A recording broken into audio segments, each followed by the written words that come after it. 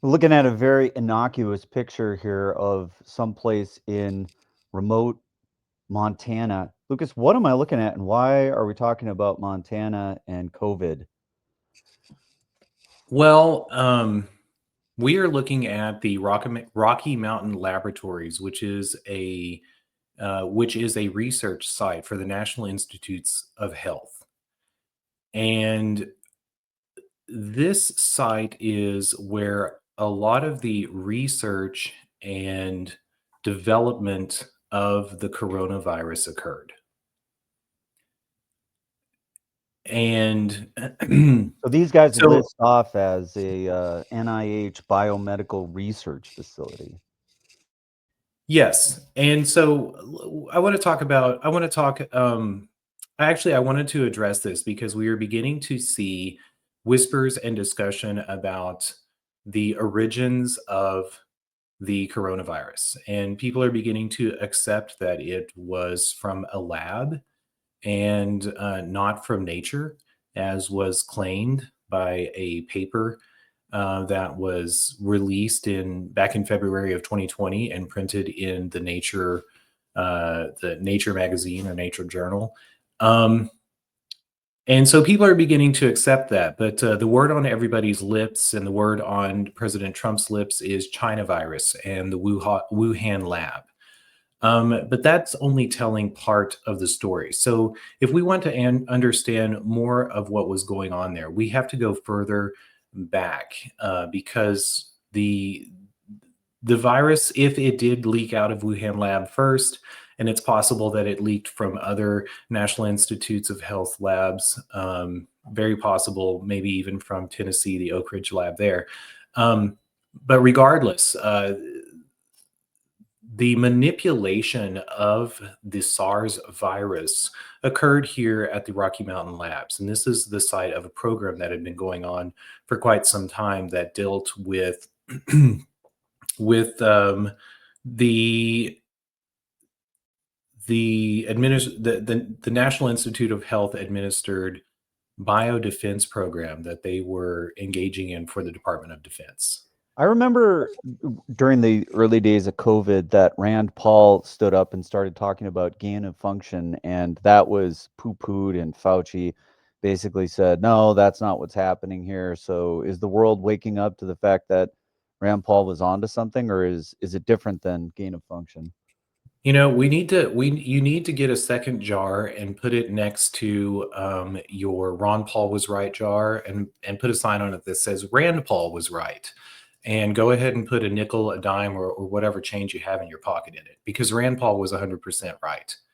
And gain of function is so. So I think in order to understand gain of function, we need to understand some aspects of what was occurring and also some of the history. So if we go back to 2001, if you'll remember, there was anthrax that was supposedly being mailed around to political people in the United States, political offices. I forget all the details, but there was this anthrax scare in the United States, and in the wake of the anthrax scare, the Pentagon, the Department of Defense, began to be concerned about bioweapons. And they began to fund the National Institute of Health to engage in biodefense research. And part of that biodefense, and starting somewhere around 2001. And if you remember, in 2003, um, there was an outbreak of a strange respiratory illness in Hong Kong, and later to a more limited extent in, I believe, Saudi Arabia. It might have been the United Arab Emirates, but in the Middle East, along the Persian Gulf.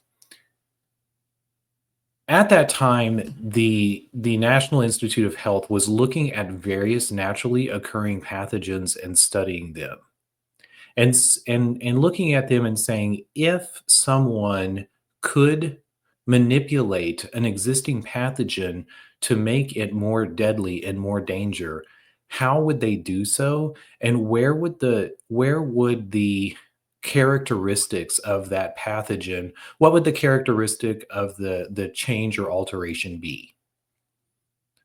And so when you hear gain of function research, that is the next step after the identification of the characteristics of a virus or some pathogen, and targeting some aspect of it and saying, oh, this could be more deadly. You know, the reason that we didn't see a worldwide pandemic of the original SARS-1 virus was because those who contracted that virus, and it was probably a naturally occurring virus that someone contracted from a farm animal or something around Hong Kong. So when they contracted the virus, they were sick for weeks and very visibly sick, and so and that was before they could become contagious. And so when people became sick with SARS-1, they could be isolated, and probably, and well, not probably, and that stopped the spread of the SARS COVID virus. So when scientists began looking at that virus, they said, "Oh, this is a a very deadly, very lethal virus. Causes havoc on the human health. Um, if someone were to manipulate it and make it more contagious, then the world would have a problem on their hands." And so the line of reasoning from the Department of Defense, going back to biodefense, was, oh, somebody out there is going to do that. We better do it first, and we better figure out a solution for it. So that's where we come up with the rationale for gain of function research, and for identifying what would come to be known, or is known now, as the furon cleavage site. And a furon cleavage site is whenever you look at the genetic code of the SARS coronavirus. When you look at that site, they identified that and said, if we could make some alterations here, then we could change the contagibility. What a great word! The contagibility of SARS. All right, you following me here? Yes, definitely. Keep going. Okay, and to lay out some of the timeline of that, SARS occurs in Hong Kong and the Middle East in 2003. And this biodefense program has been going on with the National Institutes of Health under Dr. Fauci, because that's a name that figures very prominently. And we can also begin to understand, in what we're talking about today, the reason that President Biden gave Fauci a blanket pardon going back for some time, because he had been engaged in research and the defense of the United States. So in 2005, the National Institutes of Health, under research paid for by the Department of Defense, started studying the SARS virus, and they identified this furon cleavage site entry. And they began to perform gain of function experiments. And in gain of function, they were trying to genetically alter the genetic code of SARS to increase again, the contagibility. And three of those experiments occurred in 2005, 2009, and 2011. And they had better and better results with how they were able to manipulate the virus. In 2015, a man who worked for the National Institutes of Health, maybe still works for them, named Ralph Barrick, came up with a procedure that could reverse engineer the insertion of alterations in the genetic code. And he could insert like 30,000 nucleotides. I believe it was up to 30,000 nucleotides into, and when I say nucleotides and you think of RNA and DNA, the nucleotides are are the RGCT. Those are the initials of the nucleotides that make up our DNA. And he called this no-see-um. So whenever what they could all of a sudden do was insert, or what they had perfected, I should say, not all of a sudden, what they had perfected was the ability to not only insert genetic code into existing viruses, but also to cover their tracks. And he called it the no-see-um procedure. No-see-um, like the great The little biting gnats that are annoying. well, you're in the land of no-see-ums, and whenever we begin to tie together the location of the Rocky Mountain Laboratory in Montana, maybe that makes even a little bit more sense when we understand the location of that lab. But anyway, in 2015, the NIH began to make great strides in the ability to change the function of pathogens. And in 2018, we began to know a little bit about this.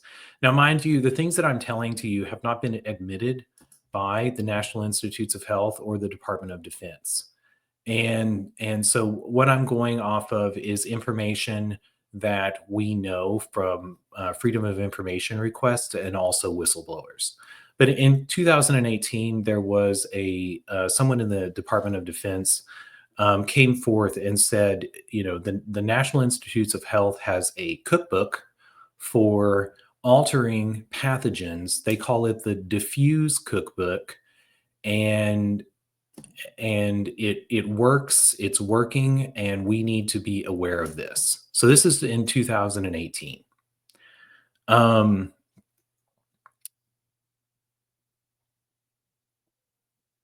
2019, and I should say, the scientists the scientists who were working for the National Institutes of Health denied it at the time.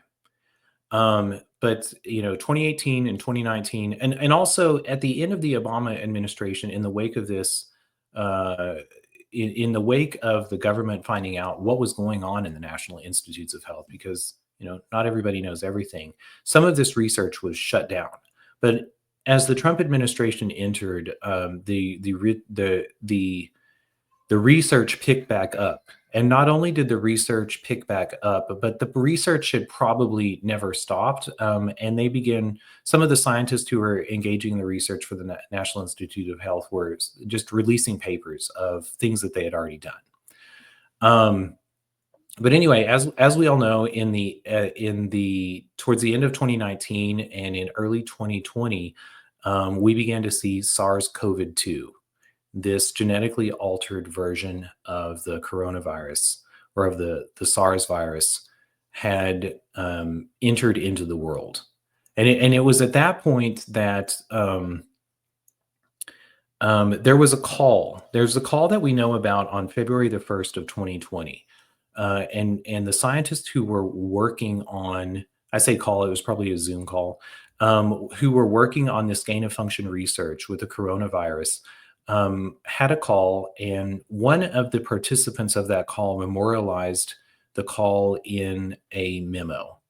But afterwards, 4 days after that call, those scientists who state on the call that they are aware that the virus that is out in the world is the virus that they created, write a paper. And in that paper, they make the claims, the proximal origins of coronavirus paper, which was published which they wrote in February of 2020, and was published in Nature magazine in, I believe, March of that year.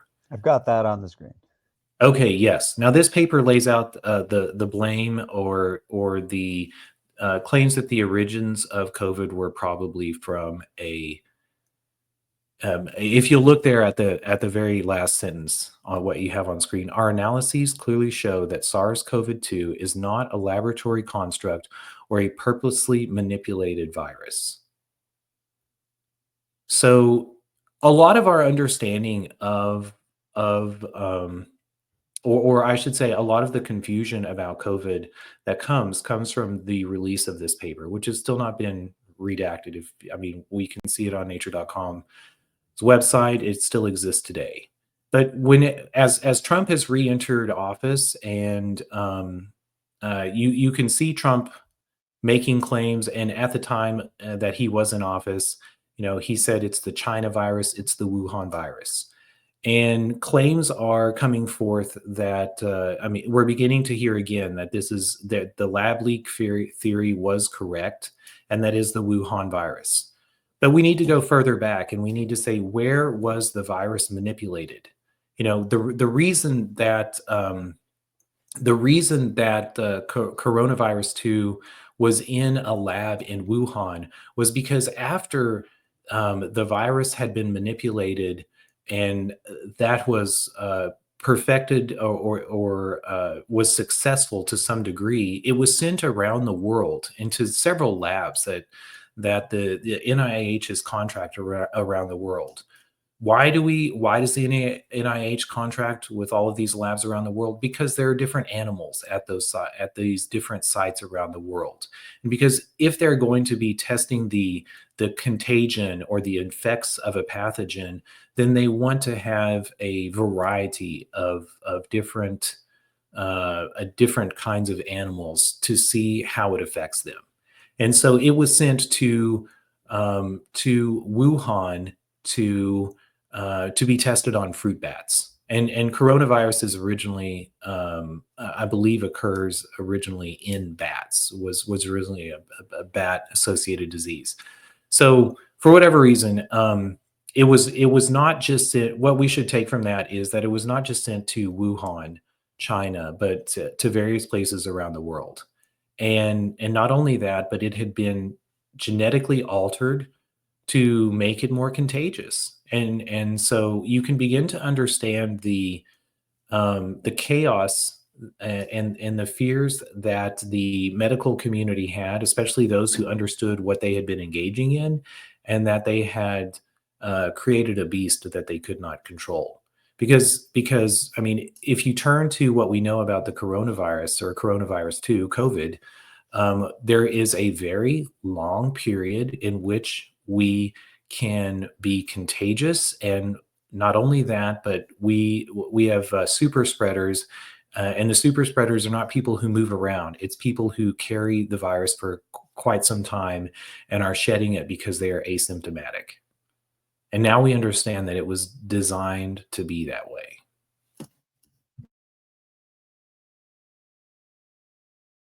Okay. Well, that's definitely you know a lot to take in initially. I know that there's been some movement in Congress to start to bring to light some of this. You sent me something from Ron Johnson. Is that maybe where you want to go next? Like what's been happening in Congress with respect to continuing to dig into this?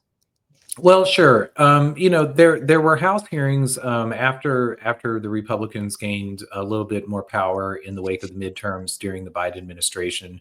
They opened up some hearings into the origin of coronavirus, and to begin to understand more of what was going on with the biodefense programs under the National Institutes of Health. But I don't think we can put a lot of eggs in our basket there, because as we discuss often, hearings that are brought before the Senate or the House of Representatives are hearings that are brought under the aegis of improving legislation. And though we have well-meaning senators and representatives who want to get to the truth, the the limitations on the legislative process are not designed to compel or coerce testimony or produce the facts. They can subpoena all they want. That's a fraught pathway for them. Right. It really has to go to the Department of Justice if something's going to happen for that. Right. Absolutely. And so now we begin to understand, one, the pardon and the retroactive the retroactive and preemptive pardon of Dr. Fauci that Biden gave him. Um, but we've also seen other countries who have levied charges against Dr. Fauci, possibly, maybe, probably other members of the team of scientists who were engaging in this research for the National Institutes of Health. I'm very interested to see how deep this will go. I would like to see, as always, I think that we can find, as more people begin to understand this story and more Americans begin to understand the story, one, we're going to have to get past the hurdle of claiming that it's China's fault, which seems to be, the great political scapegoat in America. If it's not China's fault, maybe it's Russia's fault. You would have thought that the Trump administration learned their lesson. And it's also somewhat convoluted by, remember, a lot of the catastrophe of the COVID epidemic occurred under the Trump administration. But we also see and understand that Trump is very angry with with how he was manipulated in his administration, both with the Russiagate allegations, and later with the COVID, the apparatus of scientists and policymakers who seem to be working against him. And he was painted as he was painted as an idiot, a moron at the time, with his claims about the quote unquote China virus, etc. We begin to understand that maybe he didn't understand or know all of the facts, but he was on the trail, or could sense some truth lying up, some cover up by bureaucrats. So I don't know. I hope that we see more of this biodefense, and I put biodefense in air and scare quotes, as we understand, in the wake of the COVID epidemic, that biodefense can easily become bioterror or bioweaponization. These I say well-meaning, maybe they were just curious and shouldn't have been funded. But these scientists who engaged in the genetic manipulation of the SARS virus have created a global catastrophe. So And what was Peter Sweden saying here when they're talking about the Eco Health Alliance? I'm not sure of the details there, but I would guess that the way that the Department of Defense and the Department of State and the various bureaucratic organizations are set up are to create a non-governmental organizations that they fund and that carry out their wishes. Some of that is due to complexity. Some of that is due to obfuscation of intent and what is going on. So I would have to go back and listen to what was said, because again, there are limitations to pinning down scientists and politicians whenever congressional hearings are called, especially with the 5-minute time limit on the questions that they get to ask. So I would imagine that they sort of backed into it and they said, here was the Wuhan lab. It had money that was carried by a non-governmental organization that was called Eco Health Alliance, and that was probably funded by a grant from the National Institute of Health. That'd be my guess. It's interesting when all of this stuff starts to come to light, and then we have the recent news from the Trump administration where they're pausing the grants or putting a stay on grants to review what's going on here. I wonder how much of this has ties into what was going on there, and trying to figure out where this money's flowing into to try to sort these things out. I would say it's deeply tied to it, because this is not just a problem um, in genetic research. This is a way that the bureaucratic apparatus that exists, that span elected officials terms and and exist in perpetuity are able to hide hide the things that they're doing from not just the American people but also elected officials. So I would imagine that Trump being wiser in his second term is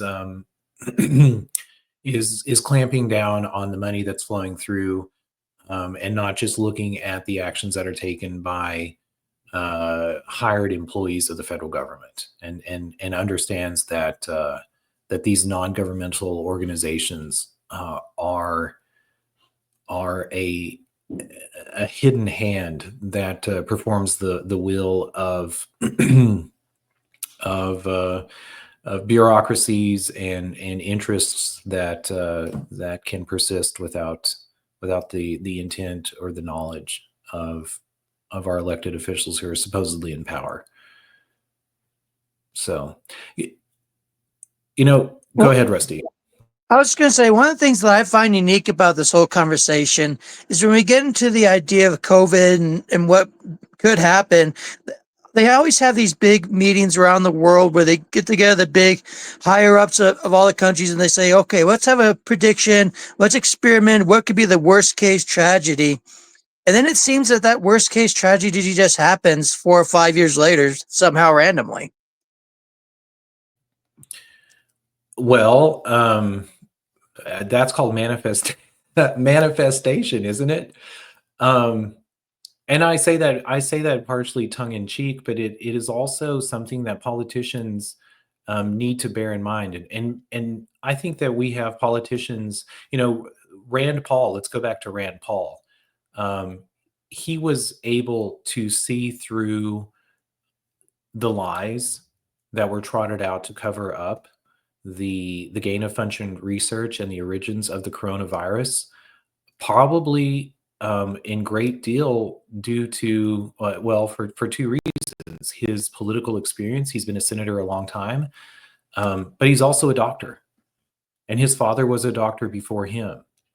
And I think being in the medical field, he can begin to understand that that making policy decisions based on fear and based on the worst possible outcomes is a very dangerous way to begin to structure the world. Yes, it also just goes to tell me, it's the next proof of practice. They had the idea of it, they thought about it, and now they got to put the proof into practice, and somehow it just happens to come about in the world. I've seen this happen a couple of times. I think there was another one of these meetings right before Y2K, and when they were talking about what could happen if all the computers had a big glitch. And it's always really curious to me how when things like this first come out, you always hear about the people that have stories like this, but they're, swished away or told that they're, telling the false truths or they're just crazy kooks. But in reality, a lot of what they're saying becomes the actual truth. And there's a guy I've been following on X that does a lot of videos about COVID, and man, it's just been amazing just to see everything come to truth in the last couple of years about what he's been saying. It's interesting that you bring up the Y2K. Wait, what's the account, Rusty? I'll throw it on the screen and put it in the notes. You can find it. Just take a second to look if you can.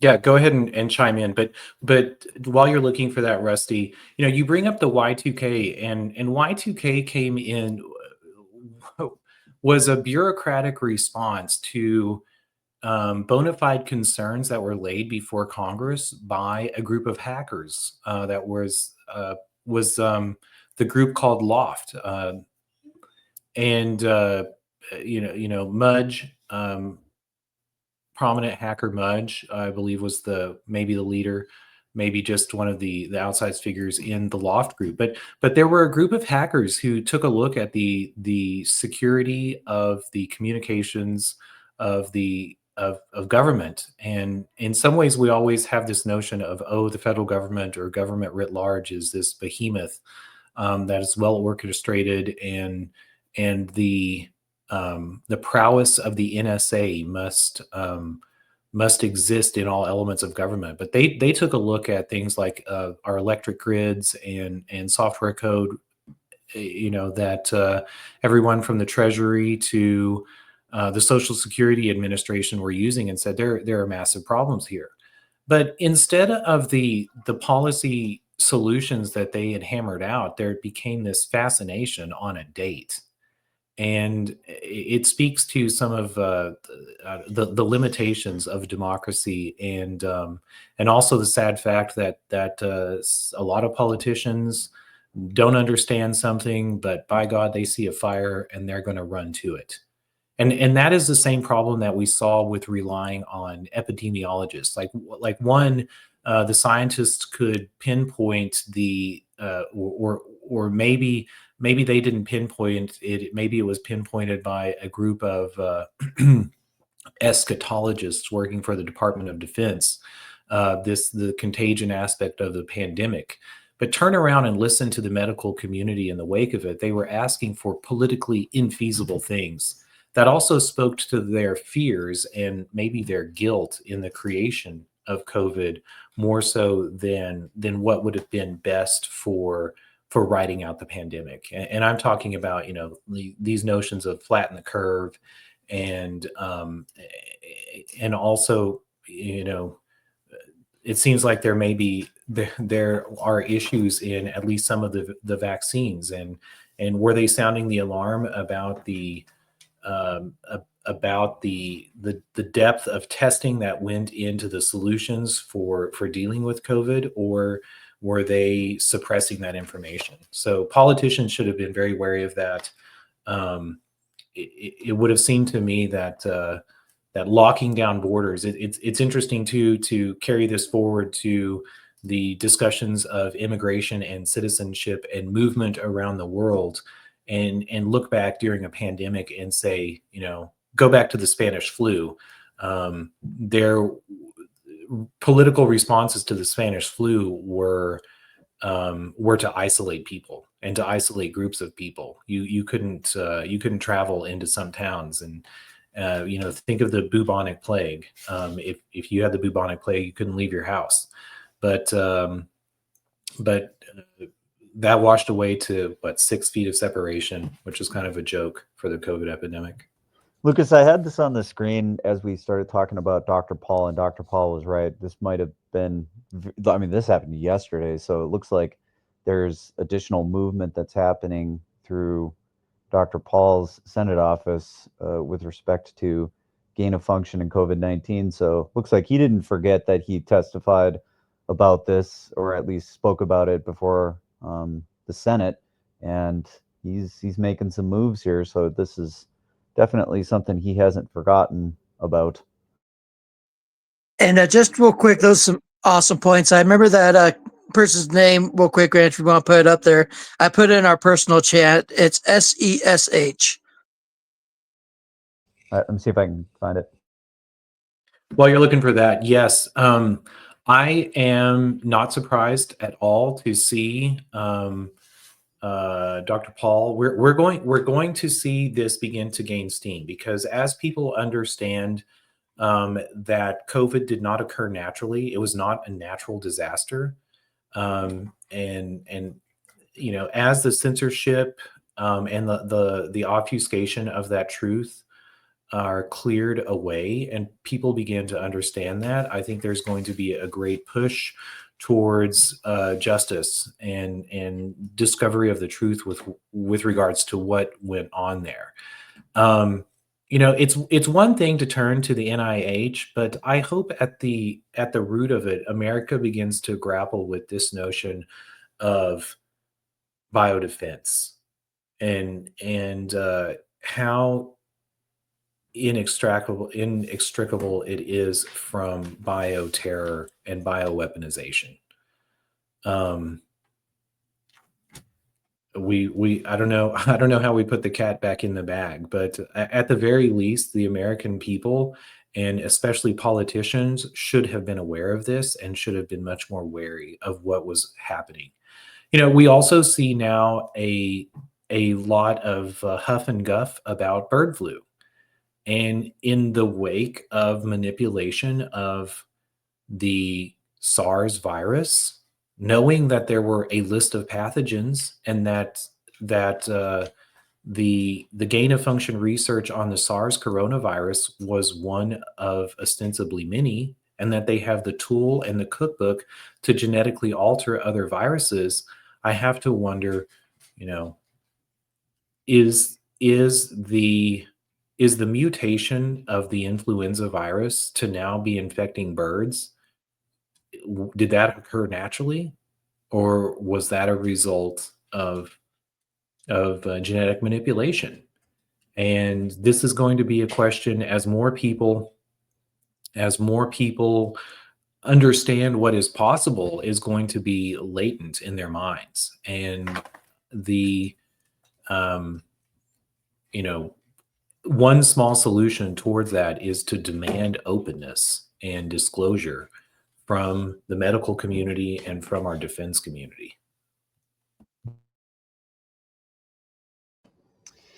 So we're almost at the top of the hour. I found this a completely fascinating subject. I haven't looked into COVID in quite some time, and I anticipate that we're going to be seeing quite a bit more come out as the Trump administration comes into its own and starts to assert itself. And obviously, this is a subject that they want to dive into very deeply, as it occurred during his first term, and I'm sure there'll be a lot of desire to sort this out. Did you have anything else that you wanted to cover before we close this one out?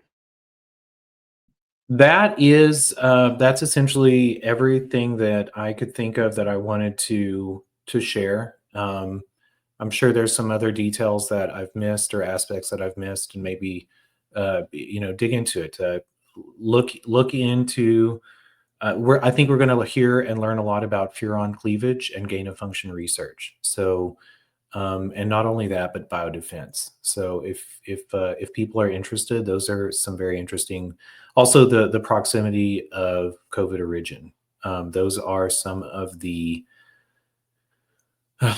damning histories that have come to light with regards to what happened with the COVID pandemic. So that's all I got, Grant.